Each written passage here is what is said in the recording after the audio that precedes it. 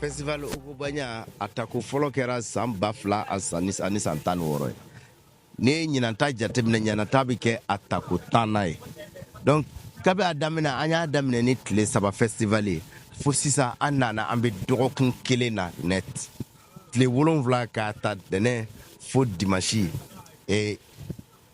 Ko caman bolo dalen don kɔnɔna na. Donc festival bonyara.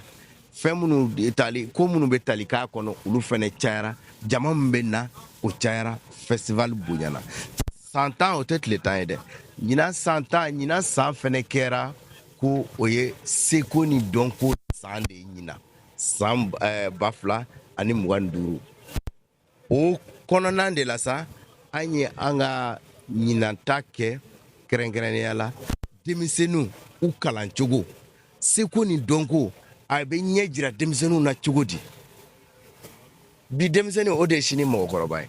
N'an yɛrɛ ma an danbew n'an ka kow ɲɛ jira an denw na bi, sini n'an filil'u ma o tɛna kɛ olu nɔ ye dɛ. U ma a kalan de sɔrɔ. Donc ɲinan festival kɔnɔna na kɔrɔlen an bɛ denmisɛnninw lamɔ cogo min na u bɛ kalan cogo min na, kɔrɔlen furusiri bɛ kɛ cogo min na, kɔrɔlen kow bɛ kɛ cogo min na olu sigi bɛ kɛ o kan, baro bɛ kɛ o kan, baara bɛ kɛ o caman kan ɲinan. O mana bɔ a la ɲinan an b'a fɔ fɛn min ma ko soirée de cohésion sociale. O mun ye kɛnɛ ye a bɛ kɛ ntɛnɛndon, tarata ani arabadon sufɛ. O tile 3 la su o su an tun bɛ jamakulu 2 ni 3 de fara ɲɔgɔn kan. Nka ɲinanta siya 3, 4 fo 4 su o su an bɛn'o de fara ɲɔgɔn kan. Donc pour que Mali communauté a siya bɛɛ k'i yɛrɛ sɔrɔ a kɔnɔna na an ni communauté mamala an b'an fara ɲɔgɔn kan ka tɔw wele u ka na fara an kan pour que an ka se ka an ka soirée de cohésion sociale ni an k'o kɛ ka ɲɛ. Olu ko damadamanin de bɛna kɛ ko kuraw ye ɲinan san 10 ko la.